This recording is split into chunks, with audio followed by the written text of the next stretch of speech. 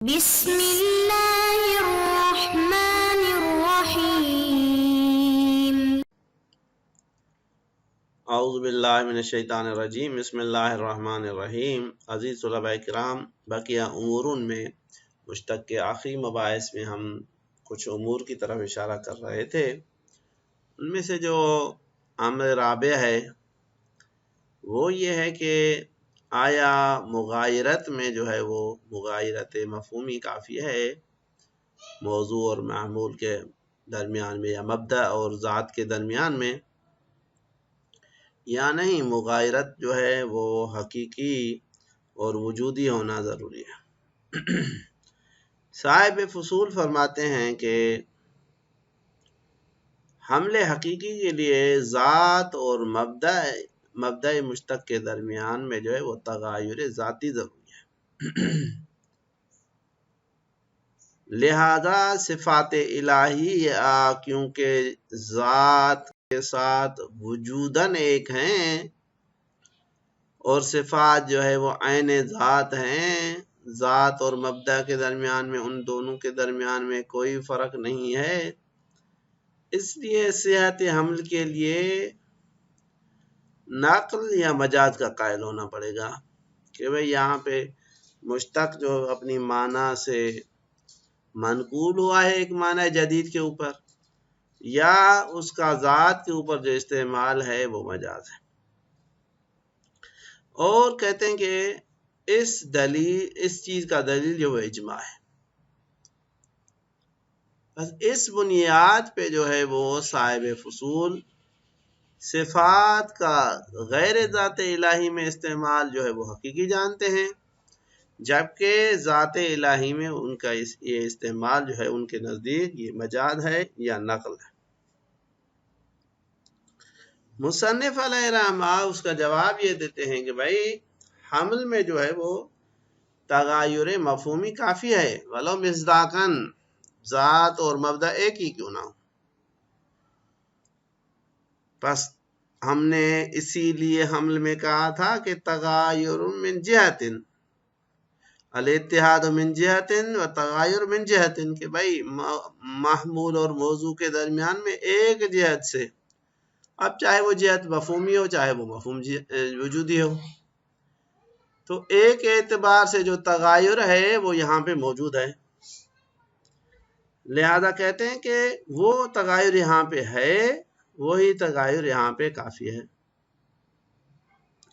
لہذا مصنف کے جواب کا خلاصہ یہ ہے کہ بے حمل میں تغایر مفہومی کافی ہے، ولو مصداقاً، ذات اور مبدأ ایک کیوں نہ ہو۔ جب یہ کافی ہے تو نہ نقل کی ضرورت پڑے گی نہ مجاز کی، اور یہاں پہ مشتق کا جو استعمال ہے وہ حقیقی ہو جائے گا اور حمل بھی حقیقی ہو جائے گا۔ اور آپ یہ جو اجماع کا دعویٰ کر رہے ہیں، ہم کہتے ہیں یہ اجماع ثابت نہیں ہے، اور برفرض ان کے یہ اجماع اگر ثابت بھی ہو تو یہ ثابت ہونا جو ہے یہ مغایرت مفہومی پہ ثابت ہے کہ بھئی اجماع کہتا ہے کہ دونوں کے درمیان میں مغایرت ہونی چاہیے اور وہ مفہومی ہونا چاہیے، نہ کہ مغایرت وجودی اور ذاتی۔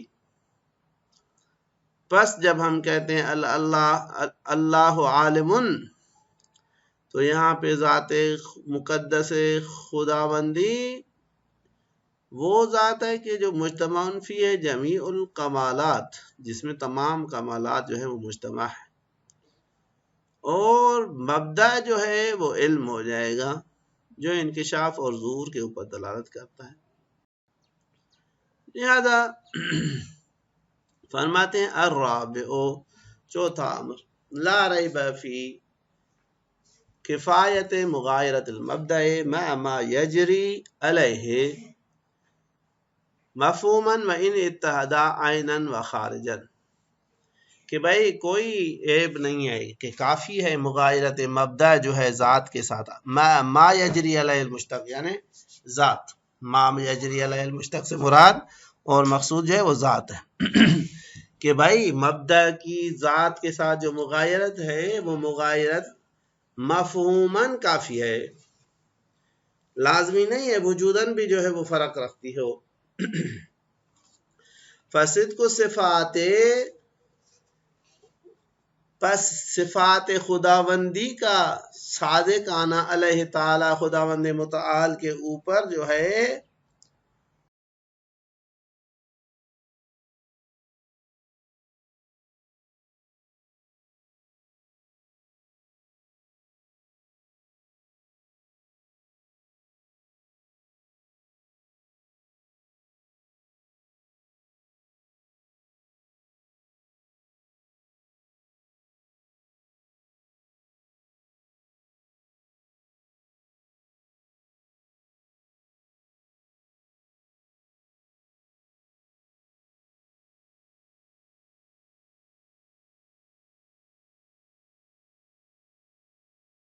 خداوند متعال کے اوپر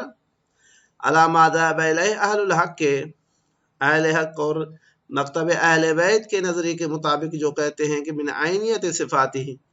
کہ خدا کی ذات اور صفات جدا نہیں ہیں بلکہ ان کی صفات عین ذات ہیں اور عین ذات جو ہے وہ عین صفات ہیں، ان دونوں کے درمیان میں فرق نہیں ہے، تو وجوداً صفات اور ذات ہو جائیں گی متحد۔ تو یہ کہتے ہیں ہمارے اس عقیدے کے باوجود صفات کا جو استعمال ہے یا صادق آنا ہے خداوند قدوس کی ذات کے اوپر یکون علی الحقیقت، یہ صادق آنا حقیقت کی بنیاد پہ ہے، یہ مجاز نہیں ہے، نقل کی محتاج نہیں ہے۔ فإن المبدأ فیہا، پس ان صفات میں مبدأ جو ہے یعنی وہ علم، وہ قدرت، وہ رحیمیت، وہ کریمیت، وہ جو چیزیں ہیں، وَإِنْ كَانَ عَنْ ذَاتِهِ تَعَالَى خَارِجًا، اگرچہ وہ خارج میں مصداقاً وجوداً ذات خداوندی ہی ہیں، ذات خداوندی سے جدا نہیں ہیں، الا انہ غیر ذاتی تعالی مفہوما، لیکن مفہوم کے اعتبار سے وہ ذات خداوندی نہیں ہے، وہ ذات الہی سے جدا حساب ہوتی ہیں۔ وَمِنْهُ انقطع، اور یہیں سے معلوم پڑتا ہے ما فی صاحب الفصول، اس چیز کے اوپر اشکال یا ما فی الفصول، وہ چیز جو فصول میں ذکر ہوئی اور صاحب فصول نے جو ہے نا وارد کی ہے کہ بھئی اگر صفات کو ذات کے اوپر جاری کرتے ہیں اور وہ بھی ذات خداوندی میں من الالتزام بالنقل، لازم آتا ہے کہ نقل کا قائل ہوا جائے، اب التجوز، یا مجاز گوئی کا قائل ہونا چاہیے کہ صفات کا صدق جو ہے وہ مجاز ہے فی الفاظ صفات الجاریت علیہ تعالی، ان الفاظ میں جو ان صفات سے حکایت کرتے ہیں جو ذات کے اوپر جاری ہوتی ہیں، ذات الہ پہ اوپر جاری ہوتی ہیں، بناءً علی الحق من العینیہ، یعنی مذہب حقہ کی بنیاد پہ جو قائل اس چیز کے ہیں کہ بھئی صفات خداوندی عین ذات ہیں۔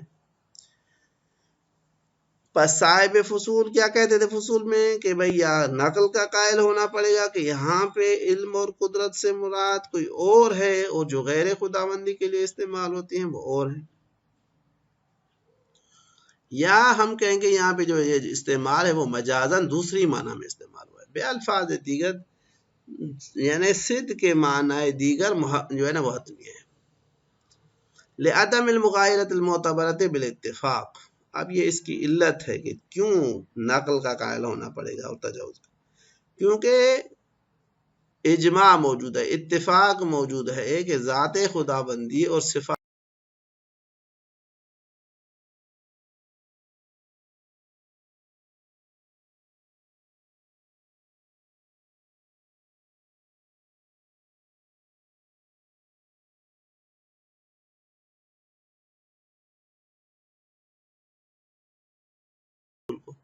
کہ بھئی وہ اس لیے کہ ہم نے پہلے آپ کو بیان کر دیا تھا کہ بھئی موضوع اور محمول، مبدا اور ذات کے درمیان میں مغایرت جو ہے وہ مفہوماً کافی ہے، وجوداً مغایرت جو ہے وہ لازمی نہیں ہے، بس جب مغایرت مفہومی موجود ہے تو وہی کافی ہے، ولا اتفاق علی اعتبار غیرہا ان لم نقل بحصول الاتفاق علی عدم اعتباری۔ اب یہاں سے یہ ان کے دلیل جو انہوں نے کہا تھا نا کہ اجماع دلیل ہے، مصنف اس کو رد فرما رہے ہیں کہ بھائی ہم کہتے ہیں کہ اصلاً کوئی ایسا اجماع نہیں ہے جو تغیر کے اوپر قائم ہو،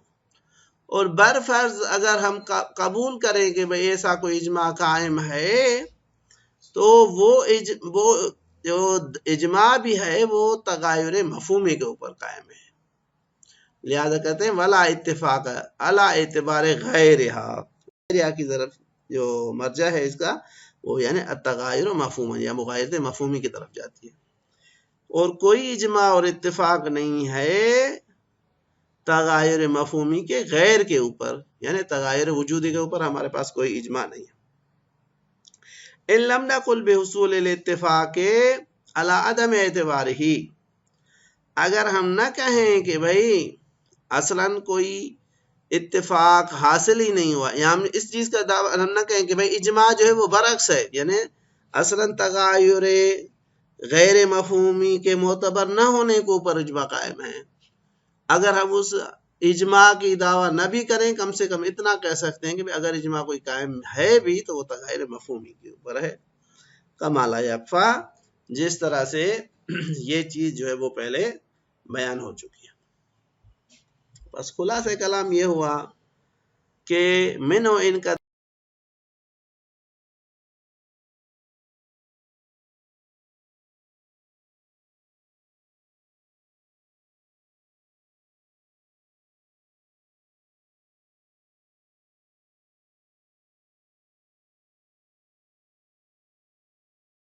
جبکہ آپ پہلے جان چکے ہیں کہ بھائی اس طرح کی مغایرت جو ہے وہ ذات اور صفات کے مبادی کے درمیان میں بھی ہے، کہ وہاں پہ اگرچہ خارج میں مصداق میں وجوداً ایک ہیں معمول اور موضوع یا مبدا اور ذات، لیکن مغایرت مفہومی جو ہے وہ التغایر من جہت کے تقاضا کو پورا کرتی ہے، اور اس بنیاد پہ کسی اور چیز کی کیا کہتے ہیں ضرورت نہیں پڑتی۔ بس اب ہم جب کہتے ہیں اللہ عالم، تو یہاں پہ تغایر مفہومی موجود ہے ذات خداوندی کے درمیان میں اور عالم کے درمیان میں، یا اس کے مبدا علم کے درمیان، کیونکہ مبدا سے مراد جو ہے وہ انکشاف اور ظہور ہے، جبکہ وہاں پہ ذات سے مراد کہ جو متصف ہوتی ہے مشتق کے ساتھ، اس سے جو مراد ہے وہ ذات مجتمع فی جمیع الکمالات، ذات خداوندی ہے کہ جس میں تمام جو ہے نا وہ کیا کہتے ہیں کمالات اور تمام جو ہے کیا کہتے ہیں صفات موجود ہیں۔ بس ذات جو ہے وہ مجتمع فی جمیع الکمالات و صفات، اور وہی صفات اس میں عینیت بھی رکھتی ہیں، اور جو محمول ہے یا مبدا ہے وہ خود انکشاف اور ظہور ہے، اور ان دونوں کے درمیان میں مفہوماً جو ہے وہ تغایر موجود ہے۔ اب یہ مفہوم تغایر مفہومی جب آ گیا تو ولو ان کے وجوداً ان کے درمیان میں تغایر نہ بھی ہو، یہاں پہ حمل جو ہے وہ حقیقی ہے۔ جب حمل حقیقی ہو گیا تو یہاں پہ نہ نقل کی ضرورت پڑے گی جس کے صاحب فصول قائل تھے، اور نہ مجاز کی ضرورت پڑے گی، یعنی نہ ہم کو یہ کہنا پڑے گا کہ مبتا کا اس کے اوپر جو صدق ہے وہ مجازاً صادق ہے، کہ بھئی دیگر جگہوں پہ جو تغایر ہے وہ حقیقی ہونا چاہیے، لیکن صفات خداوندی میں بالمجاز یا علی القول بالنقل من معنی الحقیقی لا معنی الاخر کہتے ہیں کہ بھئی وہ وہاں پہ تغایر وجودی جو ہے کافی نہیں، ایسا کہنے کی بھی ضرورت نہیں ہے۔ بس خلاصہ یہ ہوگا کہ صاحب فصول جو ہے وہ کہتے ہیں کہ حمل حقیقی کے لیے ذات اور مبدأ مشتق کے درمیان میں تغایر ذاتی ضروری ہے، لہذا صفات الہیہ میں مذہب اہل بیت کے قول کے مطابق جو ذات خداوندی کو عین صفات اور صفات الہی کو عین ذات تصور کرتے ہیں، ان کا قول جو ہے ہم کہیں گے کہ یہاں پہ صدق کے مشتق جو ہے وہ صحیح نہیں ہوگا، مگر یہ کہ یا قائل بے نقل ہوں یا قائل بے مجاز ہوں، جبکہ مصنف فرماتے ہیں کہ نہیں، ایسے کسی چیز کی ضرورت نہیں ہے۔ ہم کہتے ہیں تغایر مفہومی جو ہے وہ کافی ہے، اور تغایر وجودی جو ہے وہ لازم نہیں ہے، اور اس بنیاد پہ جو حمل ہے وہ صحیح ہے، نقل اور مجاز کی ضرورت نہیں ہے۔ اور صاحب فصول نے جو دلیل اجماع کو ذکر کیا کہ بھئی یہاں پہ اجماع قائم ہے، اس کا جواب جو ہے وہ مختصراً یہی ہوگا کہ بھئی اجماع ہم کہتے ہیں اصلاً قائم نہیں ہے، اگر قائم ہو تو ہم کہتے ہیں کہ عدم تغایر وجودی کے اوپر قائم ہے، اگر اس دعویٰ سے بھی ہٹ جائے تو کم سے زیادہ ہم یہ کہیں گے کہ بھئی یہ اجماع تغایر مفہومی کے اوپر قائم ہے نہ کہ کسی دوسری چیز پہ، لہذا اجماع کا دلیل بھی جو ہے وہ آپ بے عنوان دلیل پیش نہیں کر سکتے۔ صلی اللہ علیہ وآلہ وسلم۔